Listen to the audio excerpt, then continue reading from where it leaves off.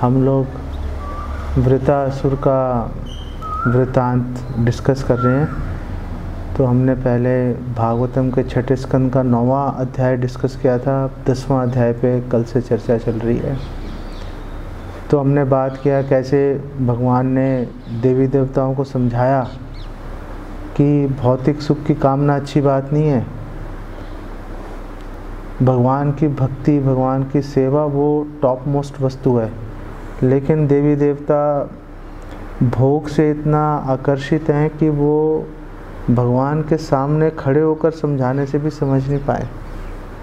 तो उन्होंने बोला नहीं, आप वृत्रासुर को मारने का बताइए उपाय, कैसे मरेगा वो।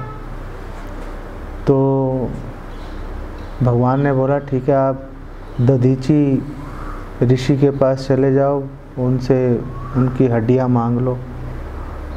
तो उससे विश्वकर्मा व्रज बनाएगा। तो वज्र से जो है उसको मैं नारायण कवच की शक्ति से उसको संचारित कर दूंगा, उससे वृत्रासुर का वध हो जाएगा। ठीक है। और उन्होंने बोला कि अब तुम जाओगे तो दधीची मना कर देंगे, तो तुम अश्विनी कुमारों को भेजना। अश्विनी कुमार जाएंगे तो उनको दधीची मना नहीं कर पाएंगे, क्योंकि अश्विनी कुमार दधीची के शिष्य हैं। दधीची ऋषि ने उनको ज्ञान दे रखा है पहले। अब कितने दुख की बात है कि मतलब एक शिष्य गुरु से जाके उसका शरीर मांग रहा है कि भाई शरीर दे दो क्योंकि हमारी स्वर्ग की रक्षा हो जाए। आई मीन कितनी अजीब बात है ये, नहीं? लेकिन वो लोग गए, दधीची ऋषि से उनका शरीर मांग लिया। दधीची ऋषि ने शरीर अपना उनको दान दे दिया। उन्होंने बोला कर परोपकार में अगर वस्तु नहीं लग रही, ये शरीर आज नहीं कल ख़त्म ही हो जाएगा। तो अगर इसको, अपने शरीर को, अपने परिवार को, अपने धन को भगवान की सेवा में नहीं लगाया तो फिर फ़ायदा क्या है? वैसे भी इसने ख़त्म ही हो जाना है। तो फिर उन्होंने, दधीची ऋषि ने भगवान पर ध्यान लगाया, समाधि में चले गए और शरीर छोड़ दिया। तो विश्वकर्मा ने उनकी हड्डियों से जो है वज्र बना दिया। अब वो वज्र इंद्र हाथ में लेकर ऐरावत हाथी पर बैठ के पहुंच गए वृत्रासुर के पास। वो सारे राक्षसों से घिरे बैठे थे वृत्रासुर।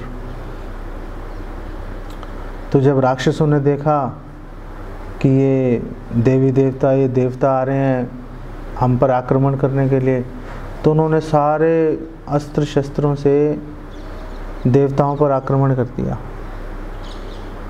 लेकिन अब उनके पास में भगवान का आशीर्वाद भी था कि हाँ आपकी जीत होगी, आश्वासन था।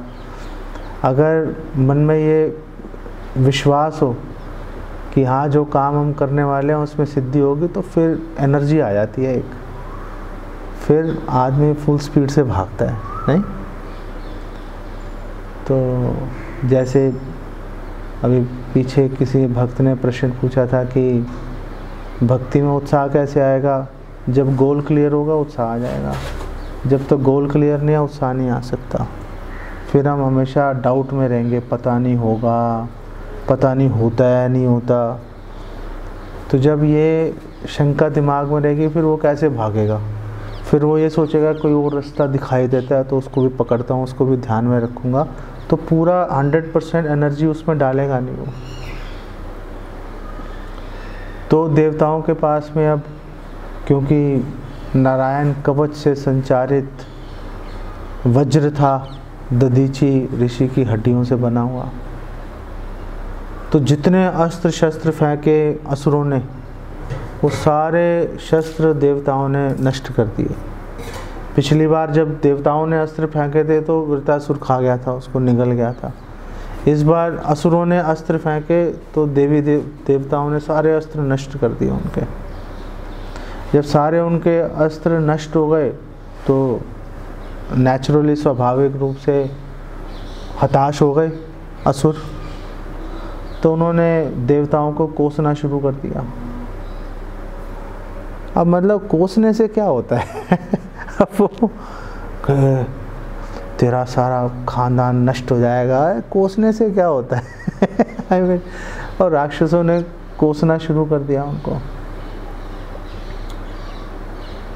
तो यहाँ पर बताया कि जो वो कोस रहे थे राक्षस, वो उतना ही व्यर्थ था जितना कोई व्यक्ति किसी साधु के ऊपर झूठे आरोप लगाए। जैसे किसी साधु पे झूठे आरोप लगा, वो व्यर्थ है, कोई कीमत नहीं है उसकी। ऐसे ही जो असुर कोस रहे थे, राक्षस कोस रहे थे देवताओं को, वो ऐसे ही व्यर्थ था, कोई कीमत नहीं है उसकी, कोई लेना देना नहीं। और श्रील प्रभुपाद बोल रहे हैं कि बंगाल में एक कहावत है कि गिद्ध के बोलने से गाय नहीं मरती। वो गाय मरेगी तो गिद्ध को खाने को मिलेगा, गाय नहीं मरेगी, गिद्ध कैसे खाएगा।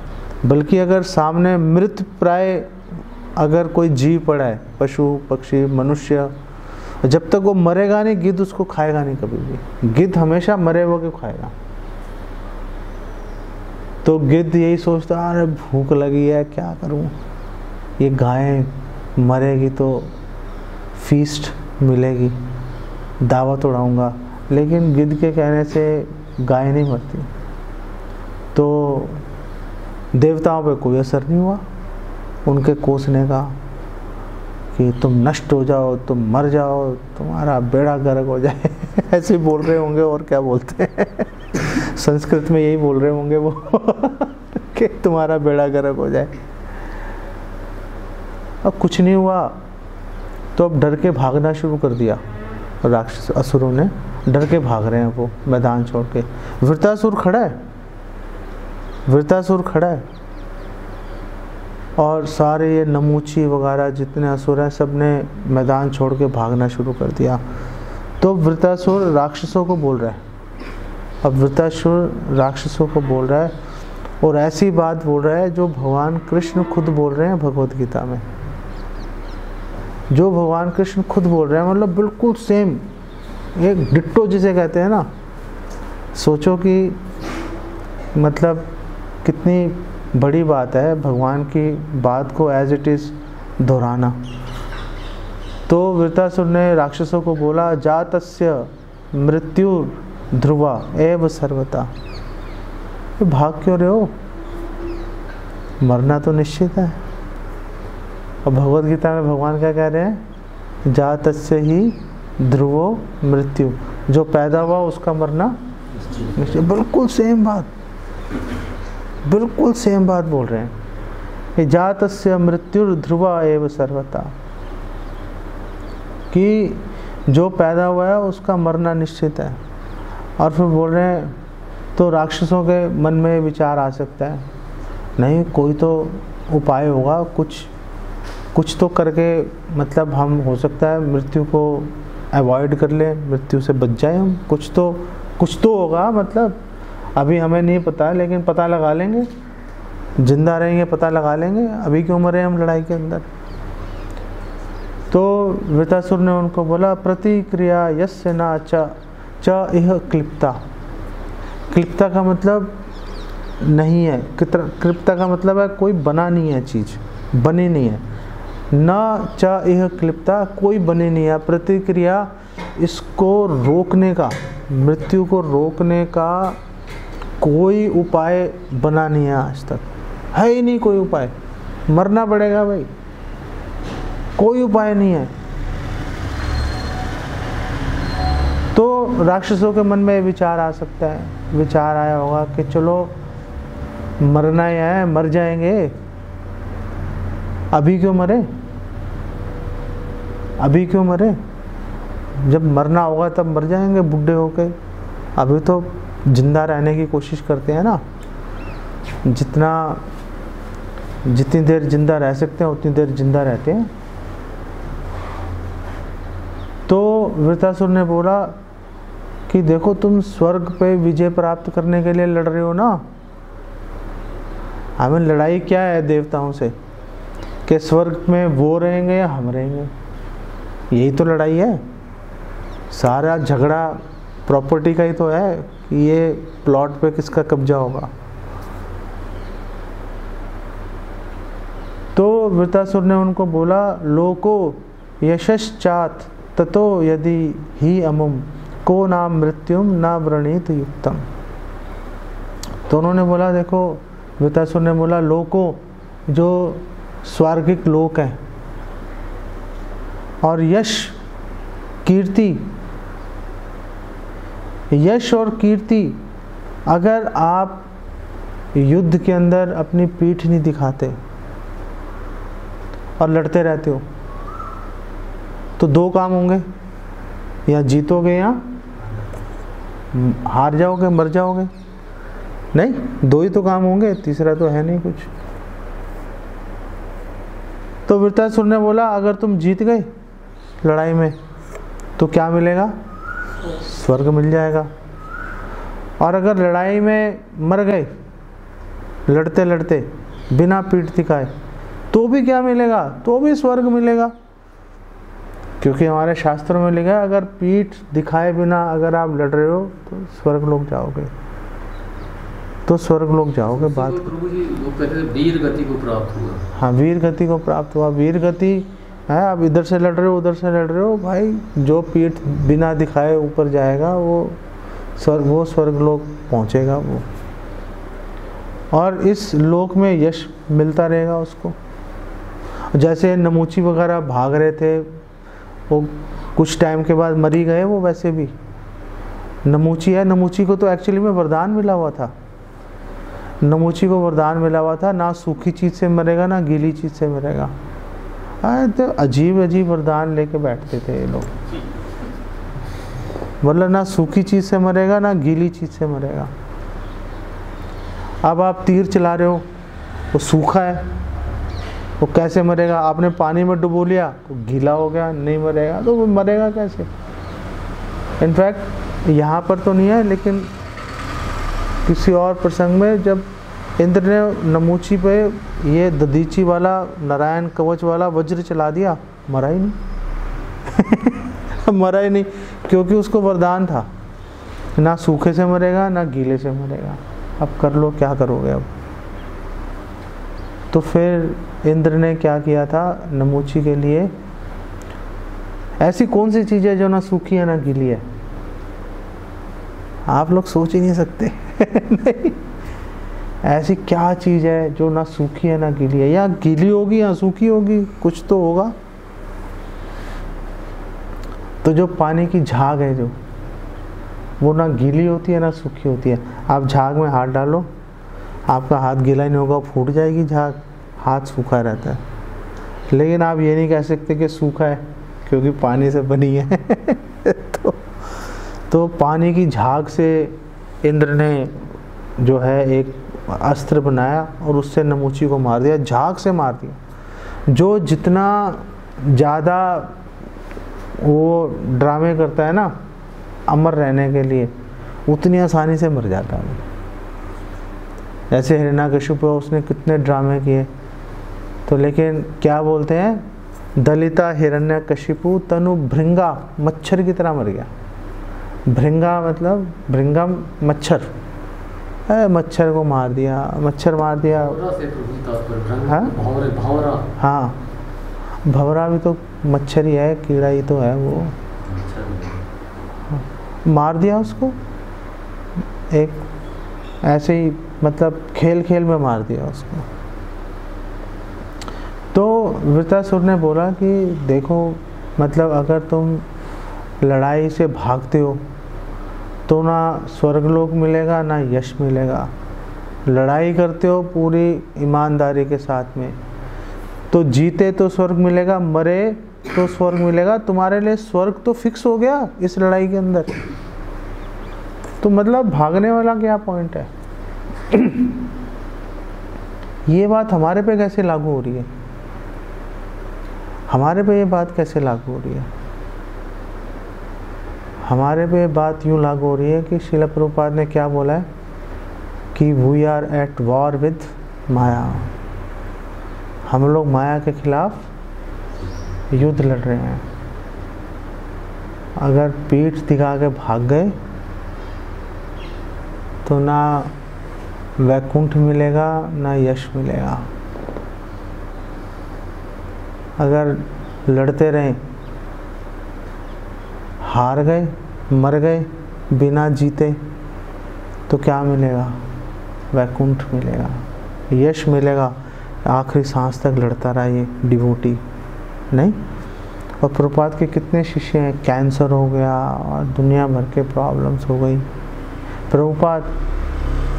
प्रभुपाद इतना बीमार हो गए प्रभुपाद, लेकिन आखिर दम तक प्रभुपाद लड़ते रहे माया से।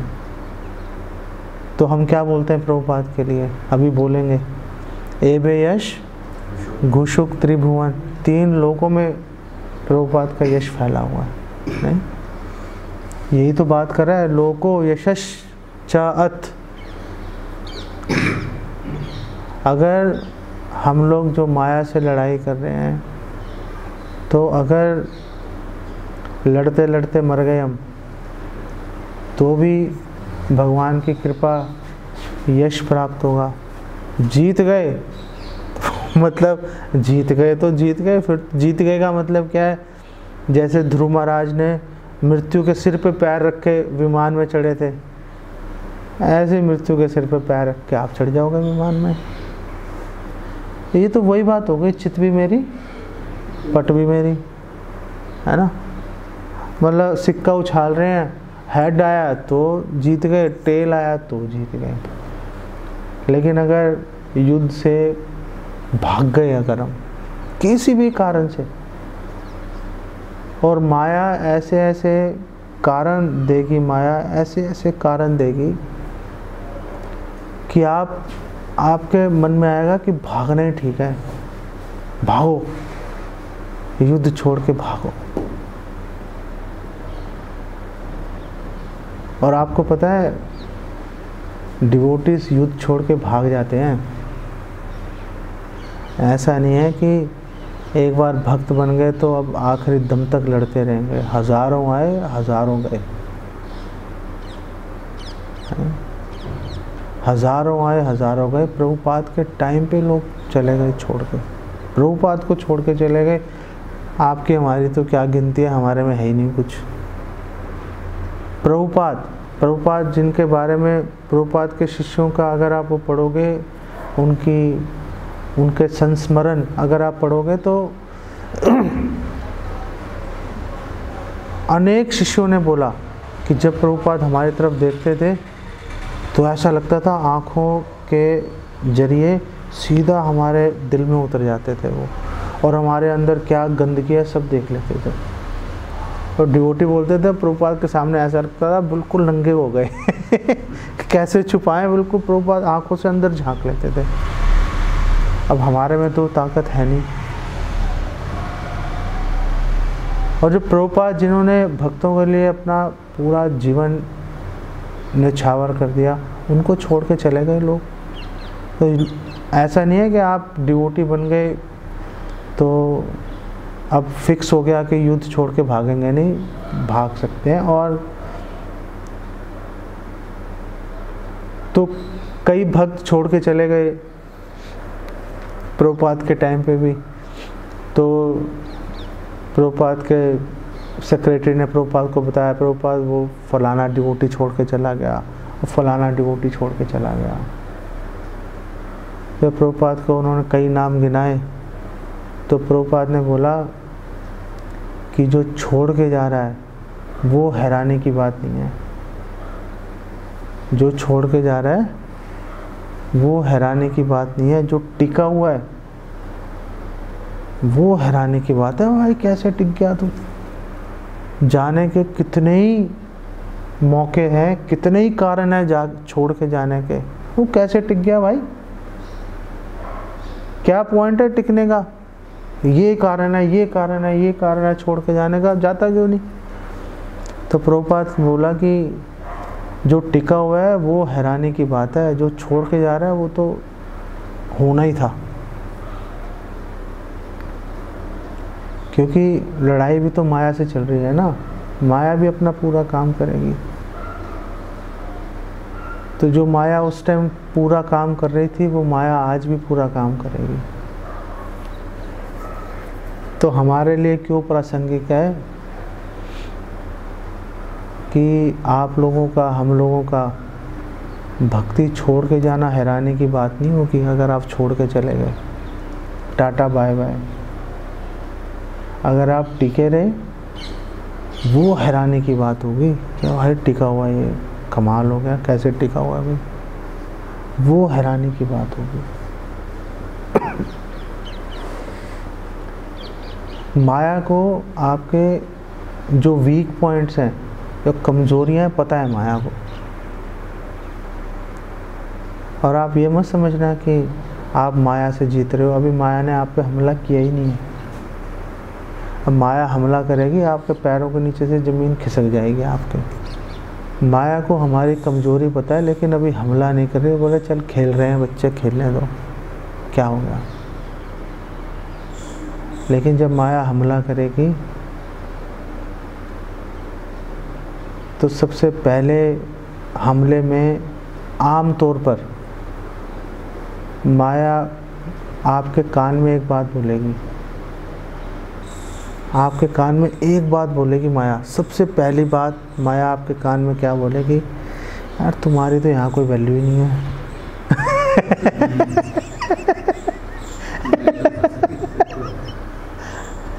अरे तुम इतनी सेवा कर रहे हो, तुम्हारी कोई वैल्यू ही नहीं है।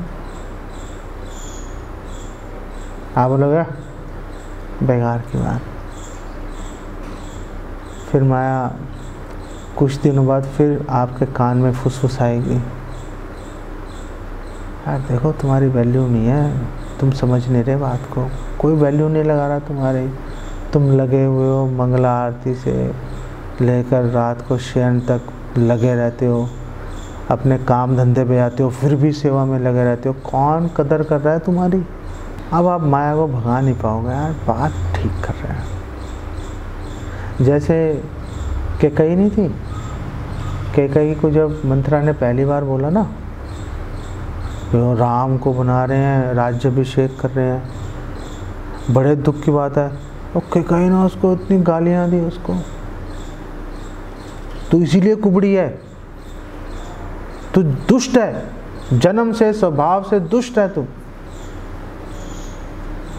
तो वो मंथरा ने बोला समझो बात को, समझ तो लो मैं क्या बोल रही हूँ, इसका असर कहाँ कहाँ जाएगा। अगर राम राजा बन गया तो भरतदास होगा, और बात वहाँ पे थोड़ी ना ख़त्म होगी। फिर आगे राम की संतान होगी, वो राजा बन जाएगी, भरत की संतान होगी, वो दास बनेगी। फिर आगे उनके बच्चे होंगे, वो राजा बनेंगे, भरत के आगे बच्चे होंगे, वो दास बन जाएंगे। तो तुम तो दासों के खानदान में घुस जाओगे तुम। बड़ी गालियां दी कैकई ने मंथरा को, लेकिन फिर बात दिमाग में घुसी गई उसके। उसने कहा बात ठीक है, तुरंत अपने गले से हार निकाल के कीमती उसको दिया। हाँ तू है मेरी हितैषणी, हम भी माया को बोलेंगे बात सही करती है। आखिर हमने इतनी सेवा की, इतना प्रीचिंग किया, लोगों को हाथ पैर जोड़ के हम सेंटर में खींच खींच के लाए, बुक डिस्ट्रीब्यूशन की, कुकिंग करते रहे, झाड़ू मारते रहे, कमर टूट गई हमारी। मिला क्या? कोई वैल्यू नहीं लगा रहा हमारी, नहीं, बल्कि वैल्यू तो लगा नहीं रहे, कमियां और निकालते हैं ऊपर से। बोलेंगे तुम ये गलत कर रहे हो। अभी आप सब लोग बैठे हो, मैं आप सबके ऊपर आधे घंटे तक हर एक के ऊपर आपको बता सकता हूँ आपके अंदर क्या कमियां। आसान है, सामने दिख रही हैं कमियां।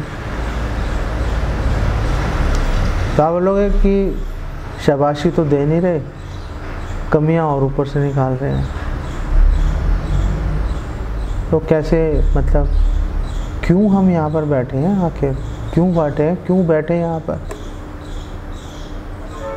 घर में जाते हैं, घर वाले कम से कम प्यार से तो बात करते हैं, क्यों यहाँ पर टाइम लगाएं। अब आपके चित्रकूट क्योंकि आपके पास ही है, तो वहाँ पे जब रावण आया माता सीता का हरण करने के लिए, तो कौन लड़ा था? जटायु लड़ा था ना। और रावण ने काफ़ी देर लड़ाई होती रही, लेकिन अंततः रावण ने सारे दोनों पंख काट दिए, लहूलुहान हो गए। उसको मारा नहीं, मरते हुए को छोड़ गया रावण। तड़पने दो इसको, तड़पेगा अच्छा है। अब वो नीचे गिरा था, एक तलवार चलाता रावण मार देता, गला काट देता। तड़पने दो इसको। अब जटायु नीचे गिरा हुआ तड़प रहा है, मन में दुख भी है उसके कि मैं सीता को बचा नहीं पाया। वो तो सीता को अपनी बहू समझता था जटायु, क्योंकि राजा दशरथ का मित्र था, कि मैं बचा नहीं पाया उसको। तो पूरी तरह घायल है, मरने के करीब है, इतनी दर्द हो रही है, सारे अंग कट फट गए, और फिर हारने का भी डर है कि मैं बचा नहीं पाया। इतने में भगवान राम और लक्ष्मण जी आ गए ढूंढते हुए माता सीता को। तो ढूंढ रहे थे कहाँ गई, और ढूंढ रहे थे, उन्होंने गिद्ध को देखा। अब गिद्ध तो गिद्ध है, गिद्ध देखने में सुंदर तो लगता नहीं है, गिद्ध तो भयानक ही लगता है ना देखने में। तो भगवान राम ने बोला ये राक्षस लग रहा है मेरे को। बिल्कुल जटायु के पास खड़े थे भगवान राम और लक्ष्मण। ये जटायु गिरा हुआ जमीन पे, ऐसे भगवान राम को देख रहा है और बिल्कुल मरने के करीब है। अब भगवान राम कह रहे हैं ये राक्षस है, इसी ने खाया होगा मेरी सीता को। और जटायु ने क्या किया था, उनको बचाने के लिए अपने प्राण दांव पे लगा दिए। और भगवान राम क्या बोल रहे हैं, इसी ने खाया होगा, इसी ने खाया होगा, इसको भी मारता हूँ इसको मैं। अब हम लोग होते हैं जटायु की जगह, तो हम लोग क्या बोलते हैं, क्या बात कर रहे हो आप कुछ पता भी है आपको? यही बोलते नहीं बोलते, सच बताओ। अब पूरा मतलब मरने के करीब पहुंच गया, ऐसी बातें कर रहे हो आप। एक जटायु ने ऐसा नहीं बोला कुछ भी। जटायु ने बोला कि अब मरने वाला था, फटाफट सारी इन्फॉर्मेशन देनी थी क्योंकि मरने वाला था। जटायु ने बोला कि रावण माता सीता का हरण करके दक्षिण दिशा में गया है, दक्षिण दिशा में गया है। मैंने प्रयास किया लेकिन मैं सफल नहीं हो पाया, मुझे माफ़ कर दीजिए। मतलब प्राण दांव पे लगाने के बाद कौन माफ़ी मांगता है? नहीं, एक तो प्राण दांव पे लगा दिए, ऊपर से सामने वाला आदमी जिसके लिए प्राण दांव पे लगाए वो बोल रहे हैं इसी ने खाया होगा, मारो इसको। और जटायु बोल रहा है मुझे माफ़ कर दीजिए। बात समझ रहे हो? और वो गिद्ध है, गिद्ध जो है स्वभाव से बहुत खराब माने जाते हैं, मरे हुए को खाते हैं ना, जैसा अन्न वैसा मन। नहीं,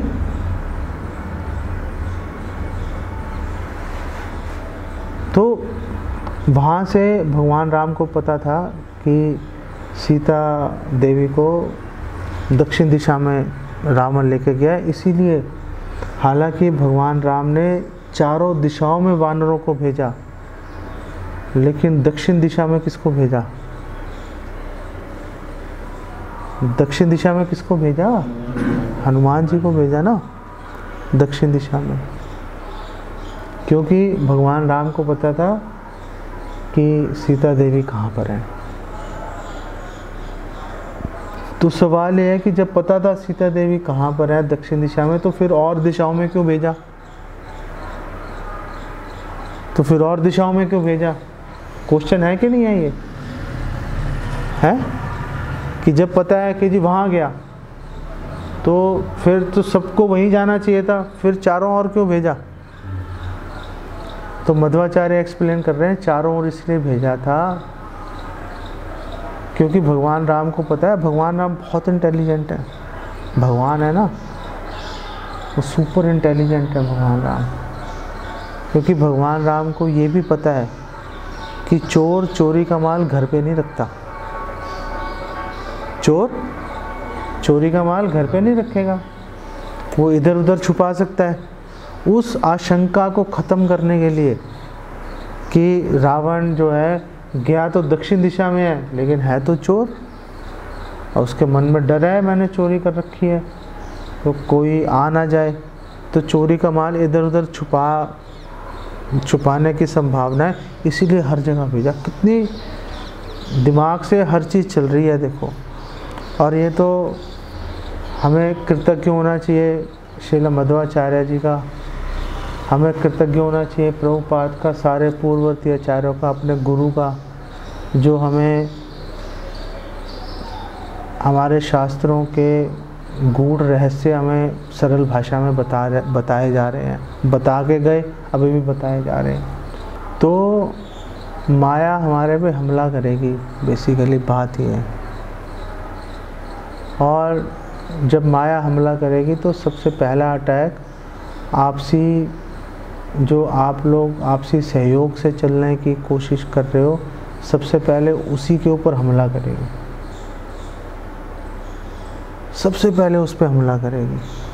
क्योंकि माया को ये बात पता है कि आप लोग जैसे आपके अपने परिवार से संबंध है, अपनी पति पत्नी से, बच्चों से, माँ बाप से, ऐसे आपस में संबंध है नहीं, कुछ भी बोलो है नहीं। वो डिवोटी है, प्रणाम करते हैं, सब बात है, लेकिन वो वाली बात नहीं है।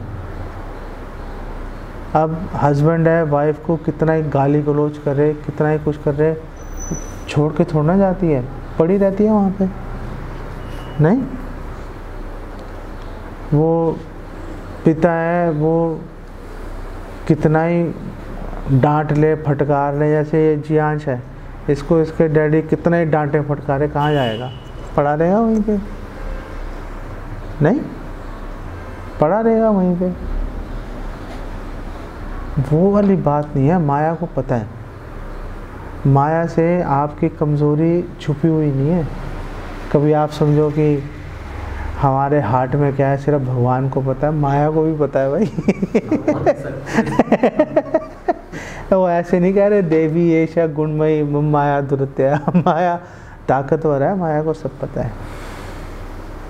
तो माया वहीं पे हमला करेगी, क्योंकि माया को पता है कि भक्तों के लिए भक्तों से संबंध तोड़ना कोई मुश्किल काम नहीं होता, संबंध तोड़ना कोई मुश्किल काम नहीं है, संबंध को बनाए रखना मुश्किल काम है, नहीं। रूपा गोस्वामी भक्ति रसामृत सिंधु में प्रेम की परिभाषा दे रहे हैं, प्रेम की परिभाषा दे रहे हैं रूपा गोस्वामी। क्या बोल रहे हैं कि जब प्रेमी को छोड़ के जाने के, त्याग करने के हजारों कारण उपस्थित हों, तब भी आपका अपने प्रेमी से रिश्ता ध्वस्त नहीं हो रहा, ख़त्म नहीं हो रहा, उसको प्रेम बोलते हैं, उसको प्रेम बोलते हैं। और शिक्षाष्टम का जो 8वां श्लोक है वो उसी को दर्शा रहा है कि आपने गले लगाया, बड़ी मेहरबानी आपकी हे कृष्णा, आपने गले नहीं लगाया, सेकंड स्टेज आ गई, आपने गले नहीं लगाया, कोई प्रॉब्लम नहीं है, आपने किसी और को गले लगाया, अगली स्टेज आ गई, और ज़्यादा अपमान हो गया, कोई प्रॉब्लम नहीं है, फिर उससे अगली स्टेज आ गई, आपने देखा ही नहीं, आपने देखा ही नहीं मेरी तरफ। तो कितने कारण हैं छोड़ के जाने के, लेकिन चैतन्य महाप्रभु क्या बोल रहे हैं कि तब भी आप ही मेरे प्राणों के नाथ बने रहोगे, कोई और नहीं बन पाएगा। प्रेम ध्वस्त होने के अनेक कारण हैं, लेकिन ध्वस्त नहीं हो रहा, प्रेम चालू है, तो संबंध चलता है, वो तो उसको प्रेम बोलेंगे, नहीं। तो आपसी संबंध बनाए रखना वो मुश्किल काम है। आप लोग सोच रहे हो कि हम तो आपस में संबंध बना के चल ही रहे हैं, चल रही है गाड़ी, हम रोज़ एक दूसरे से मिलते हैं, सब चीज़ हो रही है, अच्छी बात है, बड़ी अच्छी बात है। लेकिन अभी वो स्टेज आई नहीं है जहाँ पे प्रॉब्लम आएगी। अभी तो जब आपकी प्रीचिंग बढ़ेगी, जब यहाँ पर 300-400-500 लोग इकट्ठे हो जाएंगे, आपके पास में 5-7-10 लाख रुपए आपके पास डोनेशंस, सारे खर्चे निकालने के बाद आपके पास हमेशा पड़ी रहेगी। बहुत सारी एक्टिविटीज़ हो रही होंगी, दूसरे लोग आपको सम्मान देंगे, आपको देखते ही झुक जाएंगे। उस समय आपको कोई भक्त बोलेगा, पुराना भक्त जिससे आपके संबंध है, बोल रहा प्रभु आप ये काम ठीक नहीं कर रहे, इसको ऐसे करना चाहिए बस। अरे तुम्हारी हिम्मत कैसे हो गई है बोलने की? अच्छा सच सच बताना, आप लोग सोचते नहीं सोचते मन में? अभी तक बोल नहीं पा रहे, अभी तो हो सकता है आपने नहीं बोला, हो सकता है बोल भी दिया हो, मुझे पता नहीं है, लेकिन मन में विचार आता है कि नहीं आता? यार मतलब मैं इतना कर रहा हूँ, ये पता नहीं है इनके दिमाग में क्यों नहीं घुस रही ये बात, है कि नहीं है? इनको दिखाई नहीं दे रहा मैं क्या कर रहा हूँ। लेकिन अगर हम एक बात दिमाग में रखेंगे, सिर्फ एक बात दिमाग में रखेंगे,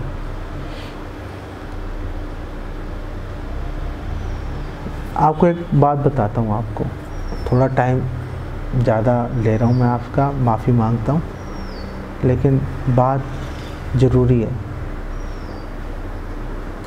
एक बार एक भक्त ने, पुराने भक्त ने मुझे एक गलत परामर्श दिया। एक माता जी भक्त थी, उसका पति, उनके जो पति हैं वो डिवोटी नहीं थे, तो वो जो भक्त थे, पुराने भक्त, उन्होंने मुझे कहा कि उस माता जी को बोलो कि वो अपने हस्बैंड से तलाक ले ले, क्योंकि हस्बैंड उसको मार पीट भी करता था। तो वो बात गलत थी, वो हमारे शास्त्रों में तलाक का कोई प्रावधान नहीं है, कुछ भी हो जाए भक्त तलाक नहीं ले सकते। तो मैंने उनको बोला भाई ये तो बात गलत है, शास्त्रों के अनुसार नहीं है। चलो मान लेता हूँ शास्त्रों में कहीं हो सकता है, अगर लिख भी दिया जाए कि तलाक लिया जा सकता है, तो मैंने कहा वो जाएगी कहाँ? उसको आश्रय कौन देगा? रोटी, कपड़ा, मकान कौन देगा उसको? बोलना आसान है, तलाक ले लो, अब जाएगी कहाँ पर वो? उसके तलाक ले लिया, फिर वो होगा कैसे? वो कहाँ पे रहेगी, कहाँ पे खाएगी, कैसे होगा? अरे कुछ ना कुछ हो जाएगा। अरे ऐसे थोड़ा ना होता है, कुछ ना कुछ हो जाएगा। क्या होगा? कुछ नहीं होगा। वो अभी एक व्यक्ति से गालियाँ खा रही है, फिर 10 से खाएगी वो, क्योंकि अब सिर के ऊपर कोई रहा ही नहीं। यही बात हमारे पे भी लागू हो रही है कि हो सकता है कि आपको कोई भक्त, मैं ये मान लेता हूँ कि आपको कोई भक्त बिना वजह आपको परेशान कर रहा है, मैं मान लेता हूँ। आपको ये कहने, जस्टिफाई करने की ज़रूरत ही नहीं है कि जी देखो ऐसा हुआ था, वैसा हुआ था। नहीं, बात सही है, आप सही हो। सामने वाला व्यक्ति, जो सामने दूसरा भक्त है, वो आपको बिना वजह आपको परेशान कर रहा है, मान लेता हूँ, उसके ऊपर बहस ही नहीं है। अब करें क्या?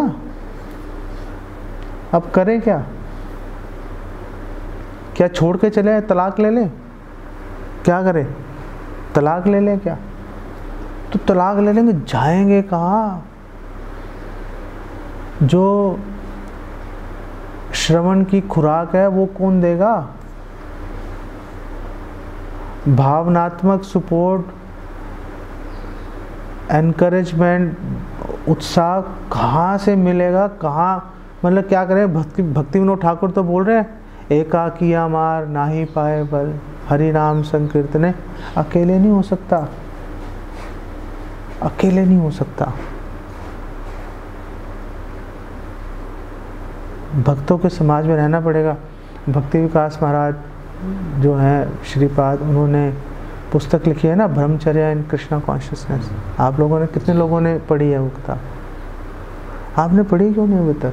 आपको पढ़ना चाहिए वो किताब। मतलब अपने गुरु की बुक पढ़ो ना आप लोग, वो क्यों लिख रहे हैं, किसके लिए लिख रहे हैं वो। आप लोग प्लीज़ उसको खरीदो और पढ़ो उस किताब को। अगर आप हिंदी में पढ़ना चाहते हो तो जो लेटेस्ट एडिशन है वो लेना, पुराना एडिशन मत लेना, उसकी ट्रांसलेशन इतनी अच्छी नहीं है। नए एडिशन की ट्रांसलेशन अच्छी है। तो आप जो है ये आदित्य प्रभु को या ब्रजवासी प्रभु या जिसको भी बोल के वो बुक आप लेके आओ और उसको आप सब पढ़ो। उसमें भक्ति विकास महाराज श्रीपाद एक बात बोल रहे हैं, बहुत सारी बातें बोल रहे हैं, एक एक लाइन इम्पॉर्टेंट है, एक एक लाइन। तो उसमें महाराज बोल रहे हैं कि दो ऑप्शन है, या भक्तों के जूते खा लो या माया के जूते खा लो। वो लिख रहे नहीं लिख रहे। अगर भक्तों के जूते नहीं सह सक रहे तो माया के जूते खाने पड़ेंगे। देख लो क्या करना है। वृत्तासुर जैसा असुर ये कह रहा है कि अब लड़ाई में घुस गए हो, भागो मत, ना यश मिलेगा ना स्वर्गिक लोक मिलेंगे।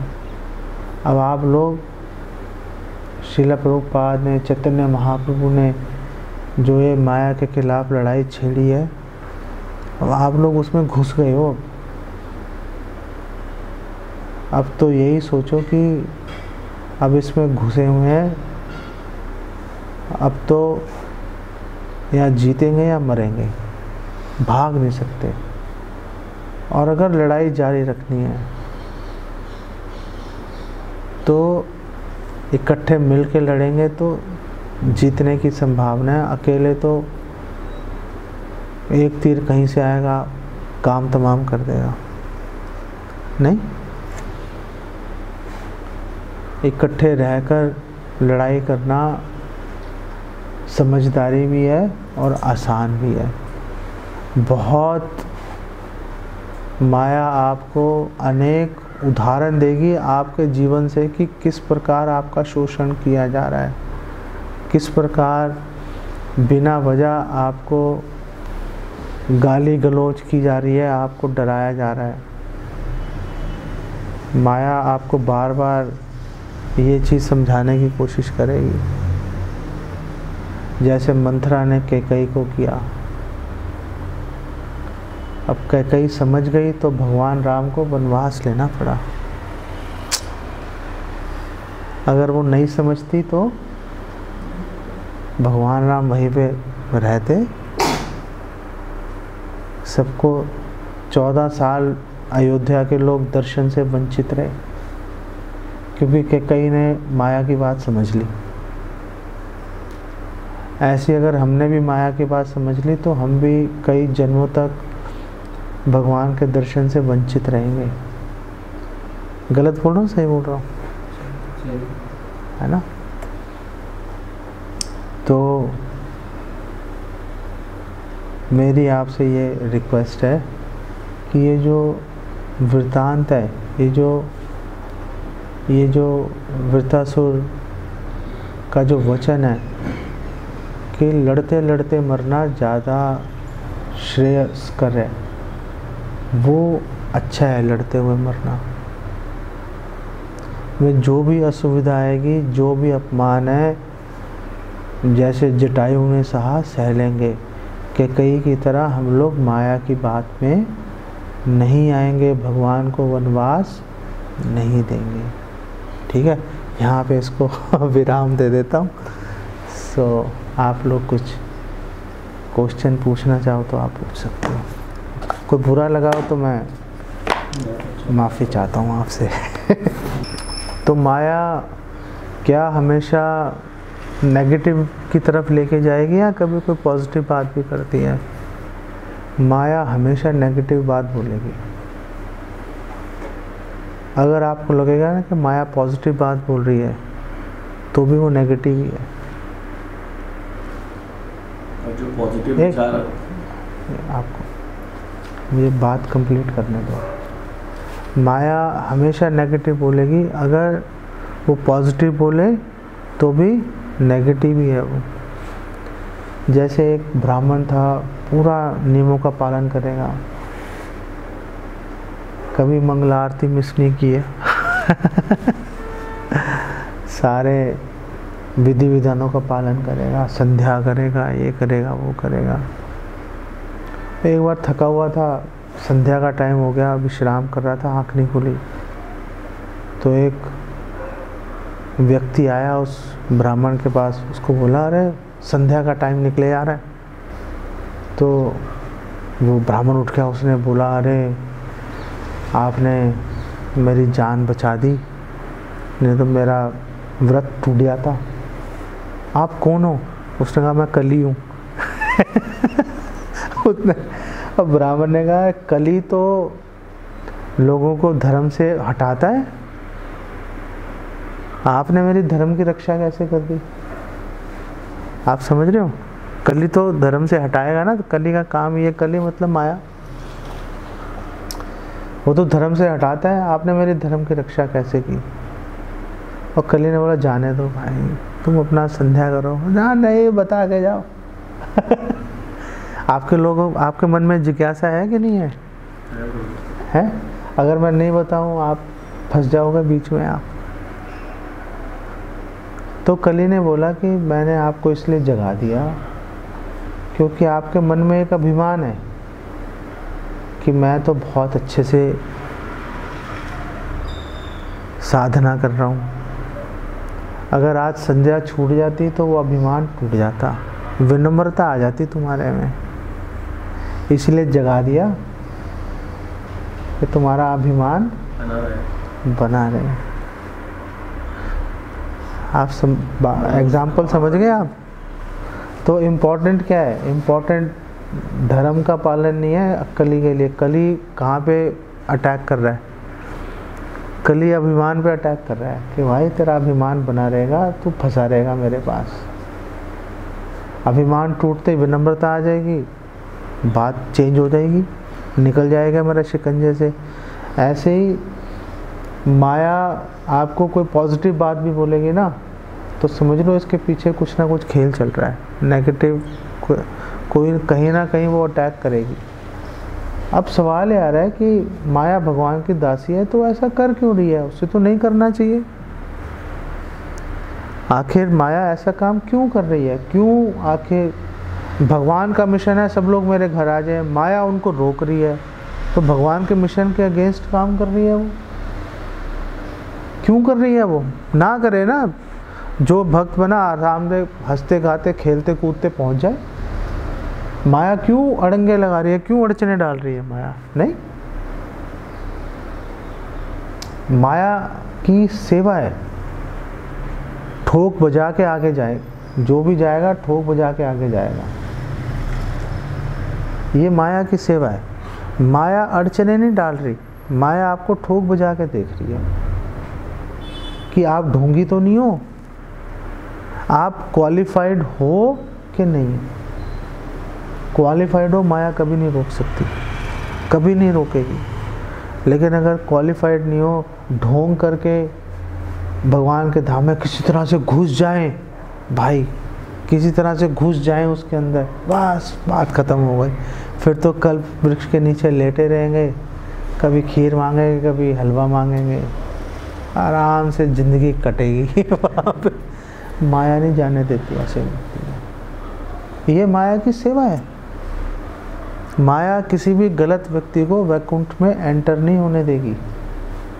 ये भगवान कृष्ण ने माया को ये एक स्पेसिफिक सेवा दे रखी है। जैसे मेटल डिटेक्टर लगे रहते हैं एयरपोर्ट में। हाँ, मेटल डिटेक्टर लगे हुए हैं, स्कैनिंग टू बोलेगा इधर आ जा भाई, है ना, इधर आ जा।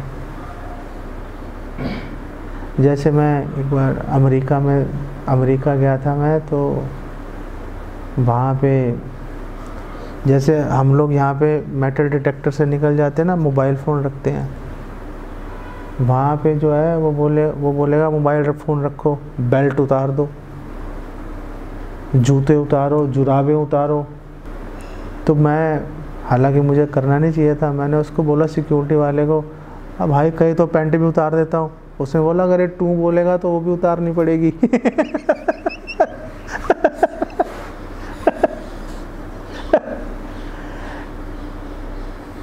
लेकिन एयरपोर्ट की सेफ्टी के लिए ज़रूरी है, नहीं करोगे, वो 9/11 अटैक हो गया था, हो जाएगा, पूरा वैकुंठ नष्ट कर देंगे। हमारे लिए तो बाएं हाथ का खेल है, हमारे लिए तो बाएं हाथ का खेल है गंद फैलाना। तो माया की सेवा है। माया एक्चुअली में नेगेटिव थॉट नहीं डाली, माया हमें ठोक बजा के देख रही है। माया को दोष देने का एक्चुअली कोई औचित्य है नहीं, है ना। दोनों दृष्टिकोण दे दी मैंने आपको। अब क्या कह रहे थे आप? और तो हम ये कैसे कंफर्म करें कि हमें कोई पॉजिटिव संकेत मिल रहे हैं, ये माया से मिल रहे हैं या भगवान से मिल रहे हैं? अगर सीनियर भक्त आपको कुछ बोल रहा है, वो माया से प्रेरित होकर कभी नहीं बोलेगा, वो हमेशा गुरु परंपरा का प्रतिनिधित्व करते हुए आपको इन्फॉर्मेशन देगा आपको।